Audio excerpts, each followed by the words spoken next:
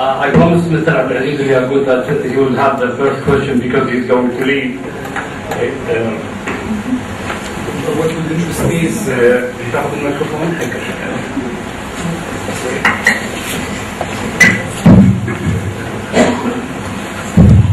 First of all, thank you for the presentation. What would interest me is what your experience has been here in the region. I mean, you've brought up a lot of Latin American experiences. What have your experiences been here in the region? What have you seen in work being done by governments here in tackling corruption? Maybe you have also something to say specifically about Kuwait. That would interest me. I think with governance, the public sector is not developed yet. It's immature. It is very embryonic. The question is, are we ready for a full-fledged anti-corruption? Thank you.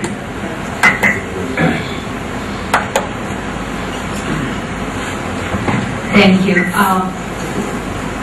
Let me say I tried to be selective in my presentation.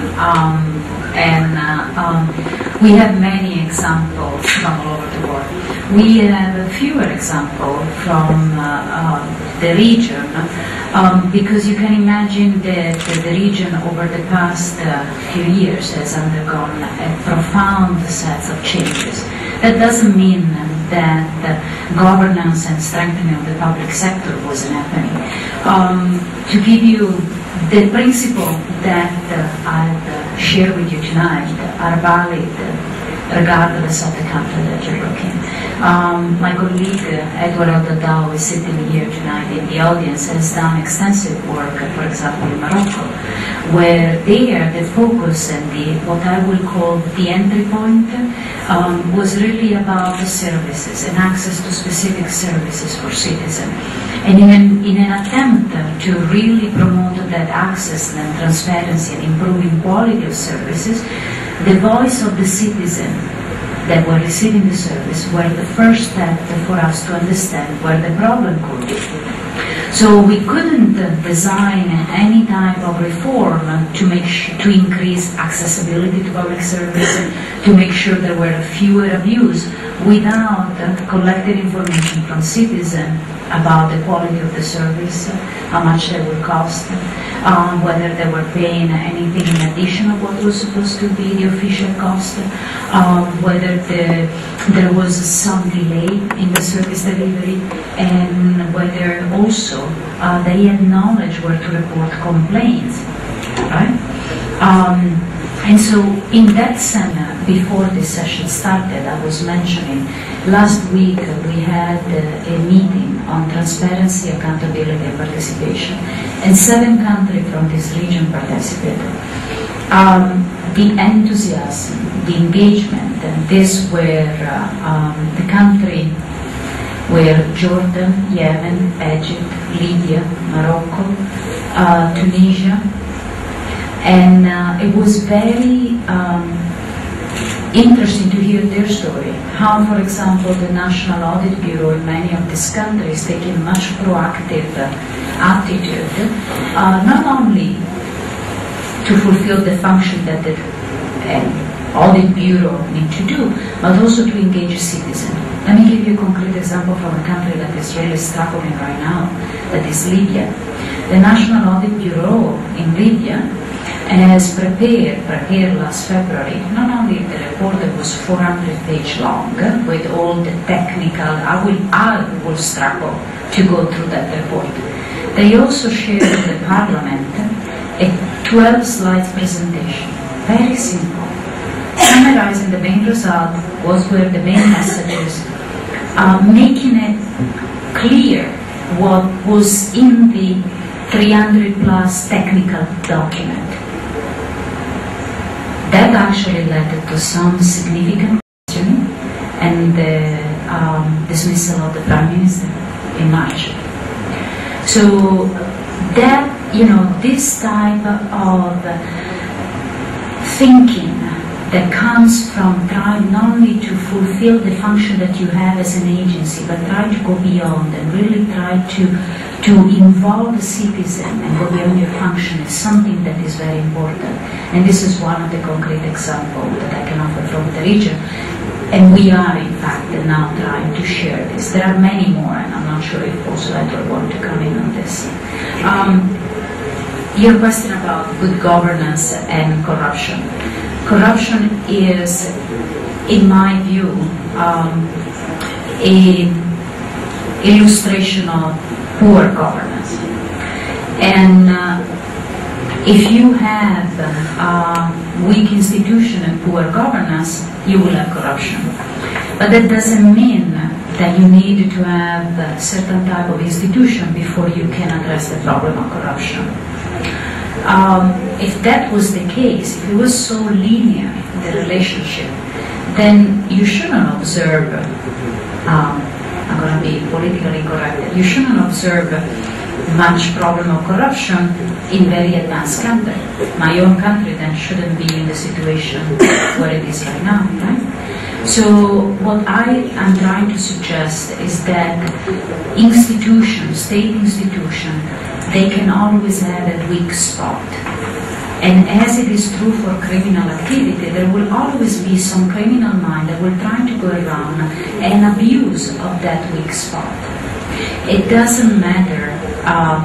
Clearly, if you have many institutions around you that don't operate and they're weak, the opportunity for abuse and the risk are greater.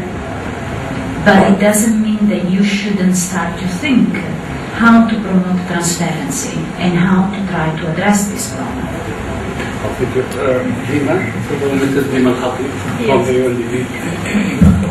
Yes, it's not a question actually. I wanted to actually respond to. Yeah, thank you. Thank you for the presentation and very enlightening. And thank you for the invitation to attend this seminar. What I wanted to say is not a question. It's actually, I wanted to respond to the gentleman who's sitting here. Because there is a regional initiative by UNDP on anti-corruption. And that has been establishing a network that's called ASINET. And I would be very pleased to share with everybody the documents and the analysis that has been done through this network, actually, which has been trying to not only provide technical assistance, but also to advocate for anti-corruption and to try to mobilize also the civil society, which I understand, which I believe has a big role to play in terms of pressure groups and lobbying the government, as like the advocacy role that now the Kuwait Economic Society is well. So this is also a very important approach that we need to integrate as part of the three elements that you were addressing in the presentation. And, yeah, thanks. Thank you. الأخ تفضل. قدم نفسك لو سمحت. مشهد سمحان المعلم.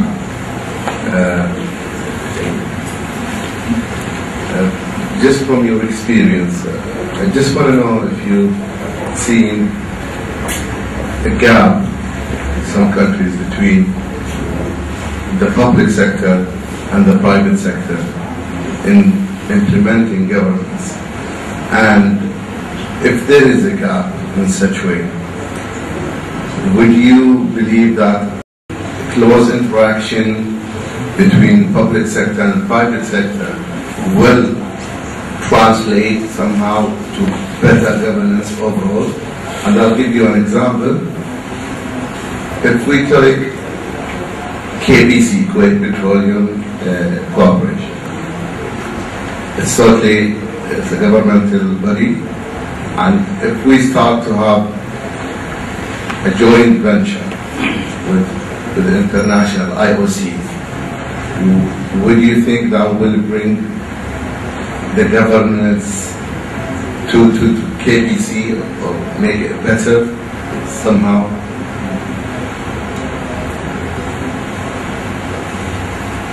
You're raising a very important issue. Thank you. There is always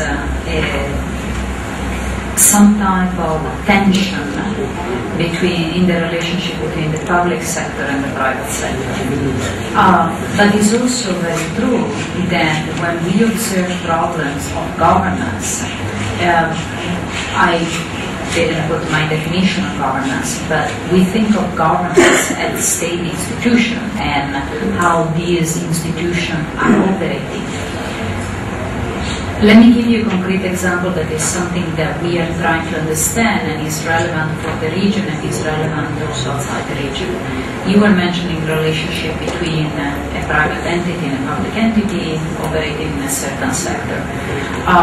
One of the challenge and the other challenge that we are facing that has an impact on this relationship is about understanding why in many countries we still see many businesses operating informally or in a status of partial semi-informality, so that certain activity they are declared, certain other are not declared, certain workers are openly their workers, certain other are not.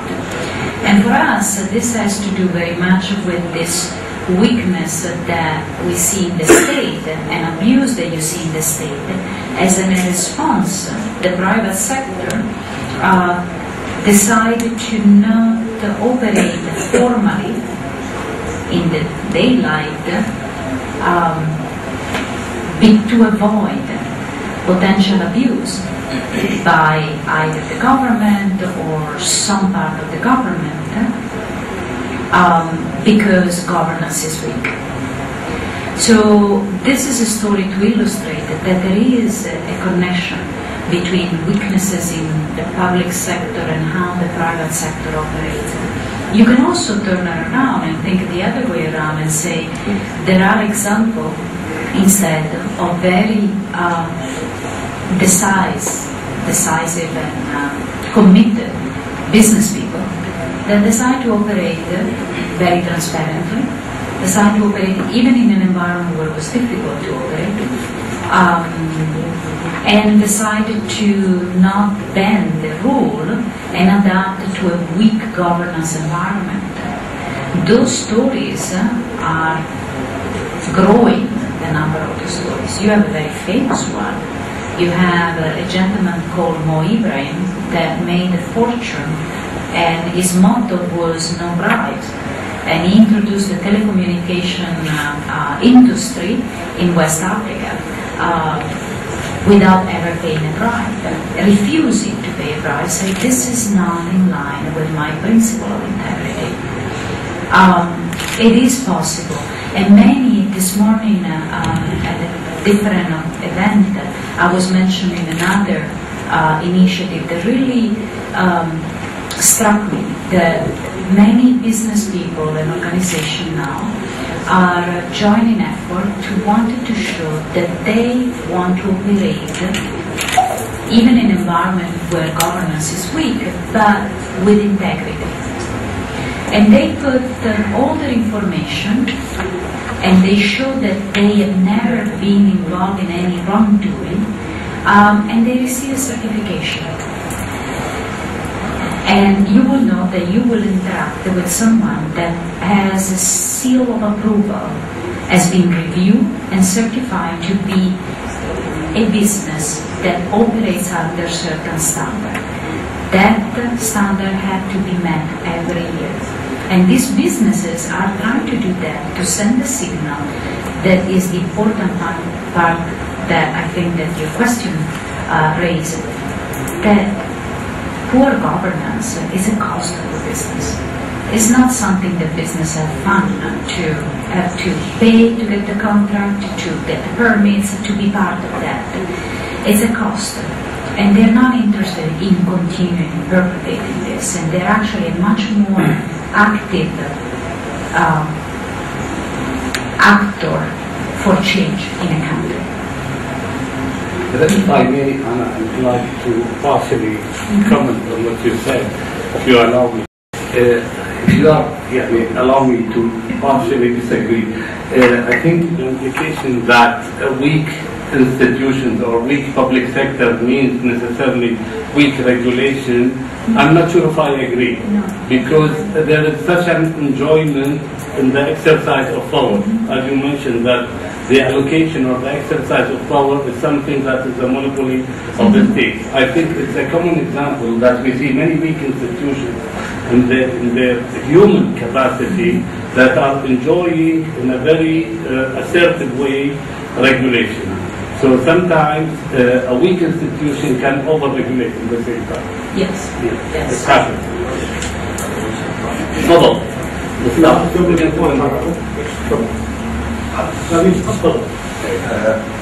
دكتور مبارك مروالي. السؤال هو at the beginning of your presentation you asked a question about what we will do if we see something on the floor. And this is I'm going to ask you the same question. Do you think there is bias or corruption in the evaluation process of the work done to every country? This is what the question. In other words, if you see corruption, I'm going to give you two options, not three, because I'm not going to ask you, will you pick it out? I'm going to ask you two options. Will you discuss it with the government, or will you report everything with the government, or make it transparent to the public in your website? That's it. Thank you. Do you want me to answer?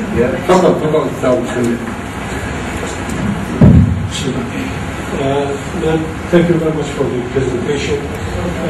What I'm looking for is an answer for a fragmented society that is facing what's so-called corruption. In Kuwait, we have different what's so-called institutes. The reality is, till now, we don't have an engagement, what's so-called plan, in order to put the audit bureau, the attorney general, the anti-corruption authority together with the society facing the what's so-called the corruption in general.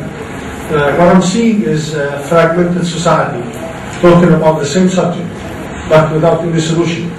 And the corruption is growing up day after day. We hear a lot about so many corrupted people or projects. The reality is, till now, we did not find one single corrupted person. And I'm not sure exactly, is it the matter of laws and regulations? Is it the matter of practicing the laws and regulations, or the enforcement itself, or putting together all of the effort of the society in countering the corruption in general? I need your point of view about it, because we talk a lot, and the reality is, till now, we did not do anything. And day after day, Kuwait is going beyond what we're supposed to get. Kuwait is now, 44 in the world as a corrupted society. And I'm not sure what will happen next, and so on. I think we deserve something better than what's going on. How can we do something like this? Should we, as the people of the country, say that it's the matter and the responsibility of the government or the parliament, or we should, as a society, as non-government organizations, should we do something about the subject? Should we prosecute somebody? Should we go to the Attorney General and talk with him about it? Because he is the representative of the society. We have certain cases, and they said that we have to close it because we don't have the laws. While we have a national agreement that is by force, by law, Kuwait must adapt to it. I need your point of view about it. Thank you. Shukran. Do you want to take these two questions? Sure. So let me start from the second one and then go back to your question that you posed about the bias that we might have in our evaluation, because I think that the two questions are to some extent related. You raise the challenge that many countries are facing when it comes to improving governance. It's because of what I was suggesting before. Many countries prefer to continue with what we call the status quo situation as it is, rather than having to undertake painful changes and measures to improve the situation. And they will really push to postpone any type of change until there is some significant crisis. We saw this, for example, in other countries. When the country was really in a corner, then reform were implemented. You do not, however, need to be in the situation. We also have seen countries that slowly, because of that sentiment that you were sharing with us tonight, felt we can change things. We don't need to be in a situation of crisis and having to implement reform as the last resort. And in that case, you posed very well the question: who should be responsible for this? And our experience is that the responsibility lied on the country. And what do I mean? Lying on the citizen, the business sector, the government, everybody together. But the leadership, there should be some guidance and some leadership, right? So you suggested that the situation in the country fragmented currently, and we have seen similar situation where what is important is then to try to create a dialogue and to build bridges between the different parts of the society that could support this effort. And this support, this responsibility should not, however, be confused with leadership. Leadership and determination should come for discussion to facilitate the building of those bridges that I was mentioning before, to make sure that everybody could have a voice and participate in the process of reform. But this was done also with the leadership of the government taking asking for our advice and asking us, please, we wanted to not be in the situation of an extreme crisis. We wanted to change before we reached that point. Well, if you have to government, what do you expect from them? I think that you have cases, many cases. I don't think that you can describe the government that was inherited by former President Saakashvili as a clean government. It was quite corrupt. But yet he felt that he had the responsibility given to him by the citizen to actually try to implement some reform. And when the reform started to come into place, then many different other parts of the government stepped in. It's a work that has to be done together, and sometimes you need to have some leadership to be able to start the process, or you could also have a push from the bottom, with the civil society and the business sector really pushing to be able to see a change and demanding for a change. But my colleague Edward also.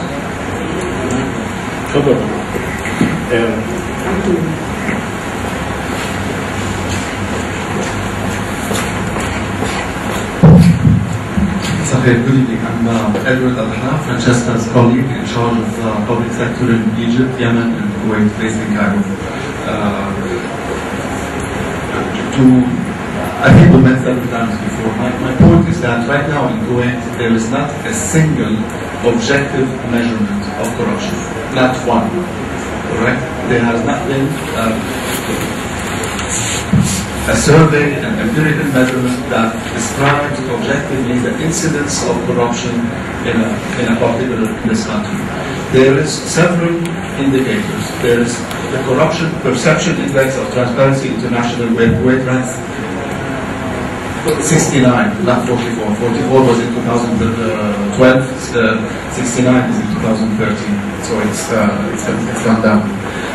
This is perception. Okay, this is how people perceive corruption. مؤشر يعني مدركات يعني آراء.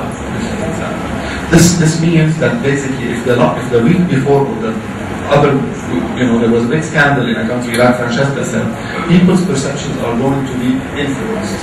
If there's a feeling that something is going wrong, not measurement, but there's a feeling, in the country, a heaviness, a kind of frustration, it will get out in the survey. It measures perception. It doesn't measure reality, incidents, which is by definition hard to measure, but there are tools to do it. There's also the Kuwait the Transparency Society, which last year, for example, published an annual report identifying weaknesses in the government, etc. So it's very hard right now to say how much corruption there is in Kuwait. Very, very hard. What is true, there is waste. right? Mismanagement. And this is directly related to the notion of plentiful resources, correct? Because governance is about the management of scarce resources, and it assumes that resources are scarce, okay? And that they need to be managed carefully, but when there is a lot of resources, there's bound to be some waste. Okay? And sometimes waste is, deliberate. Take money and stay quiet. So that's the... Like certain projects and so on. Yes. There's also perception of large-scale mismanagement of funds in large projects. Okay? But there hasn't been a measurement of corruption, and I think this is... Excuse me, can I interject here? Isn't it the job of the World Bank to develop those measures? I was the job. You do surveys, you do ranking. We do it on demand. It's different. It's different. We don't do ranking. We don't do ranking of companies. Yes. The Corruption Perception Index of Transparency International is full of flaws. It's time to say it. Full. The methodology is not good. Which one is that? Transparency International. Okay. The methodology of ranking is wrong. But the question isn't it about time that the World Bank develops KPIs for corruption? We're going to... Because the client will never ask you to develop one. It should, going back to the question of the gentleman. It should be owned, because if it is not coming from demand, then there is no ownership to act on it. Francisca has done around 26 of these. Normally, naturally, the civil society is the owner, but your client is not the civil society. No. You're hired by the government. Yes. So that's going back to the question of the gentleman. There is a structural conflict here. Yes and no. We have done many of this. And all the country that I was mentioning, the experience that also Edward was trying to share, is a request that came from the government. When we collect data, we collect that I cannot tomorrow choose and say, I've never been to country X, therefore tomorrow I'm going to develop a program on governance and anti-corruption in that country because I will go and visit it, right? Unless we have an official request from the government of the country to be engaged and talk about issue of governance and public sector, we do not get engaged. So the demand has to come from the government. So the non-government organizations, we don't trust. I personally don't trust the Kuwaiti government. And if the gentleman is asking for any case study, I can take him to Jabal Stadium right away. Okay, and he will see it by himself that there is something wrong. Okay, there are so many things. Now, if it depends on your request from the Kuwaiti government, okay, then in this case you are not going to solve the problem. You should concentrate on Kuwait in general. That Kuwait is the private, the public, non-governments and so on. Mohammed, for the of time, and I see where Mr. Mohammed is coming from. Technically speaking, without going to politics and all that, it seems that we talk about reform and the World Bank. I'm sorry, I'm going to be provocative just like you were.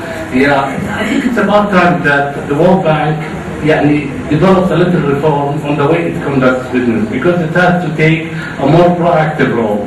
It's waiting to be invited by the client as a consultant, as a commercial consultant, to do this or that study. But then, what about countries that are never going to invite you to develop the indices?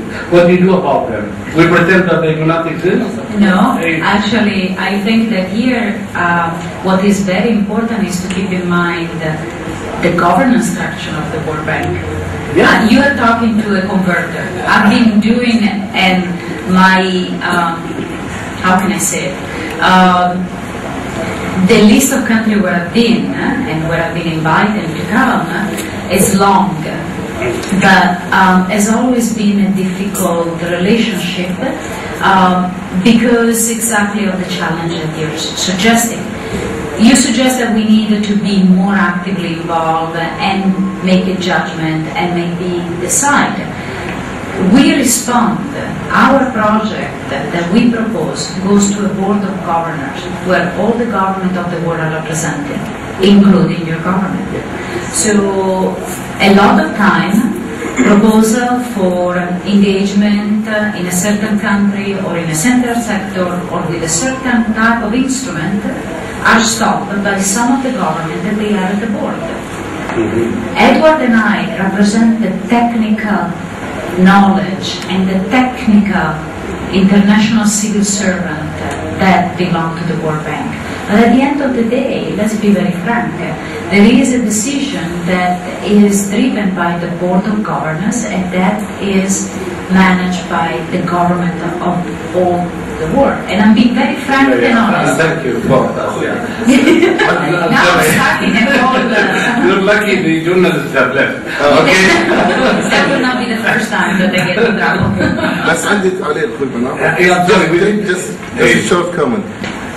What I'm seeing now is just a replica with what was happening with the environmental organizations when they started to talk about the importance of reducing pollution, reducing carbon pollution. Nobody responded, but when they got the act together and they start to impose some taxes over the pollution and the carbon, the petroleum companies, the governments, sorry. You need to hurry up. Yeah. So my point is, unless you start to impose some kind of legislation and some kinds of rules, governments will not respond to you the way we'd like you. Okay. Your point is well taken. We'll take the question from Huda Dakhil from UNDP and then we'll go to the gentleman. We need more ladies to ask. To be politically correct. We are not Right, you're not listening to me. a lecturer at Arab University. My first question actually is, what the likelihood of success for any governance and anti-corruption procedures in any country or initiative if this country is not a real democratic country? Okay, that's first question. My second question is, I know the World Bank gives a lot of rewards and advices to government, and sometimes Kuwait. And one of these reforms asking government, Kuwaiti government, is to privatize the public sector to the private sector.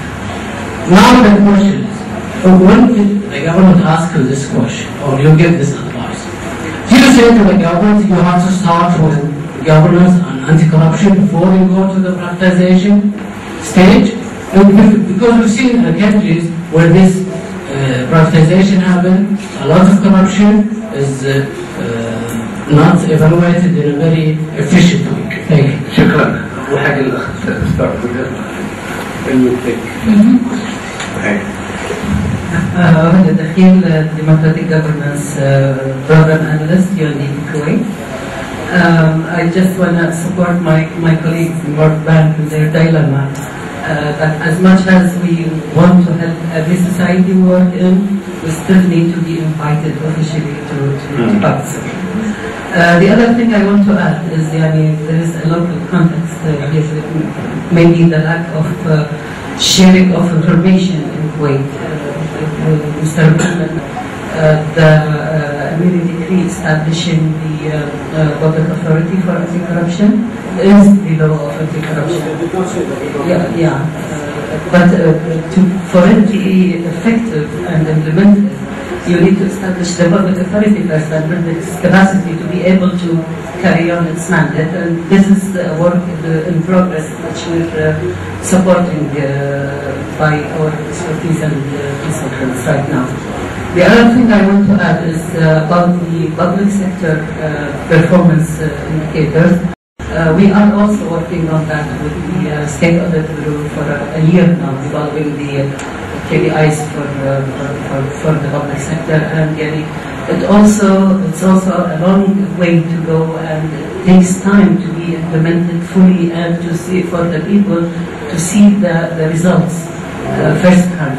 So some things need to be really patient in dealing with. And as you mentioned, there is an important role of the civil society in participating in this process process. But it's not just being angry and going and speaking to this guy and this guy. No, you need to be more active in supporting the government's efforts by collecting data, by looking for looking deeper into the problems in the sectors you're interested in, and really trying to support with substantial proposals that would be really discussed, to bring the table and discussed. The current way of doing things with the civil society organizations are really not helping, and this is a thing we need to discuss on the national level, if we get invited to do that. Would you like to take? Yes. Let me build on the comment of my colleague and also go back to something in the exchange before. I forgot, and I think that Edward was trying to do the same. It is true, our main counterpart is the government of the country. But in many cases now we have realized what you also are suggesting, that we should be able to engage with other parts of the country. So we have tried to devise alternative way to support the civil society through capacity initiative, through allocate a small grant for civil society organization. We realize our own limitation, and given how different are the challenge today that we face when it comes to development, when it comes to governance, when it comes to supporting growth. Now, as an organization, we take this very seriously, and we really are trying to find way to be more engaged with the broader sets of counterpart that not only are the government, exactly for the reason you're suggesting. It's important to foster also the other side in a country that is represented by the voice of the citizen. So we are trying, we are moving in that direction. We're not there yet, but that's an important element for us of our going forward strategy as an organization. Let me take the easier question first, and then I will go back to democracy. And that's a little bit difficult question.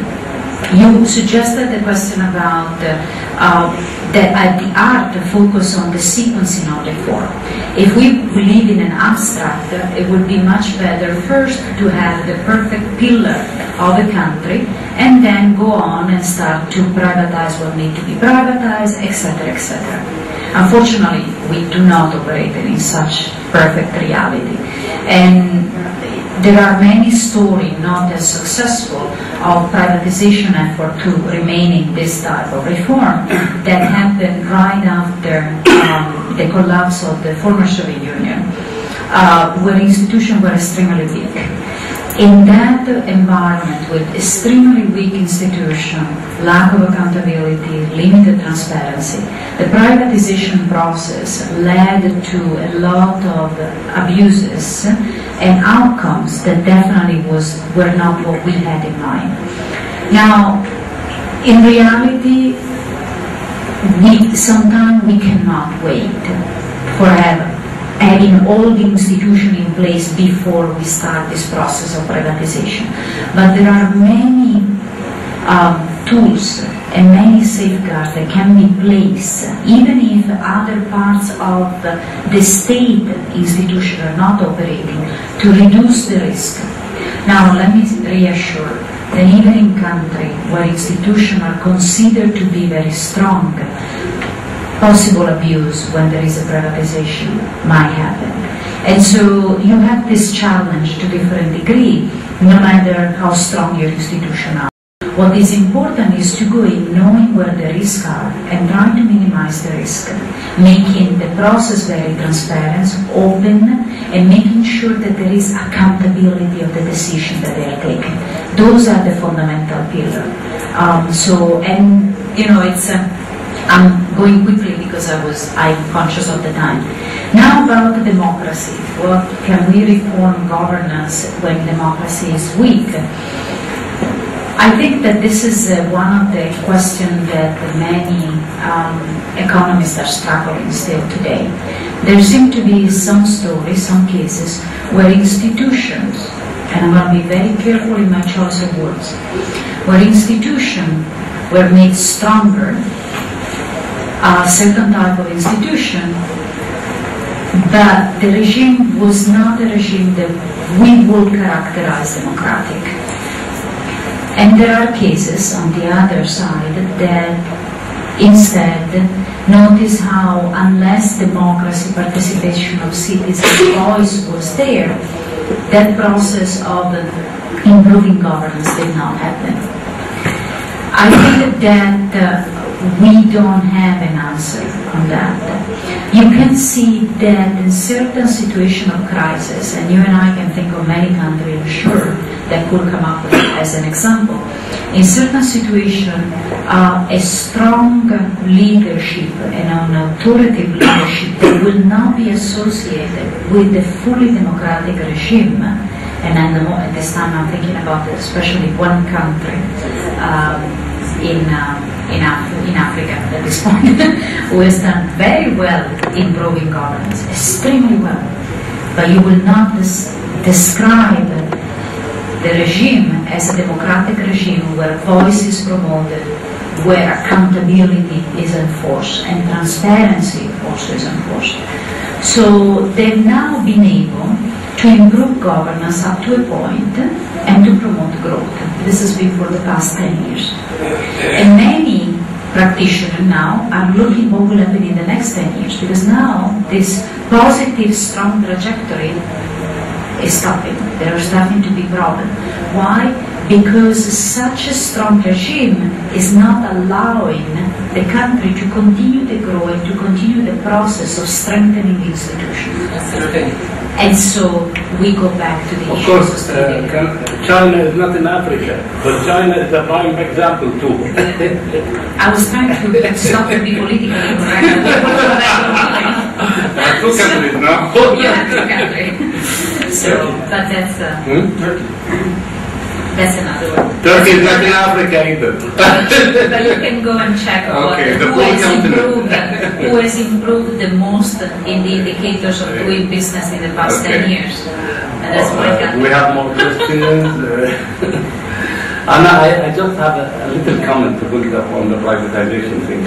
Anna, this is very subjective. It's a bit philosophical. I mean, if you privatize, the point of privatization is to improve efficiency. Because you, as a state, you have exhausted all your means that you can no longer add to the efficiency, then you start delegating to the private sector. But if you haven't done any effort in getting your act together and improving your efficiency as a state, I don't think it's right to privatize. You have a prior homework to do before. I shouldn't be saying this because I'm in the private sector, but I strongly believe that in the absence of a well-governed state sector, it doesn't mean much to privatize. Philosophical, I know. Yes. Very philosophical. Yes. Yeah. في أسئلة ثانية ولا؟ Okay. Dr. Rikantini, thank you very much. It was very thought-provoking, and I'm sure people have learned a lot from your presentation. Thank you. And you managed to give them the presentation too. Yes, I'm going to leave it on this computer. Thank you very much. Thank you so much.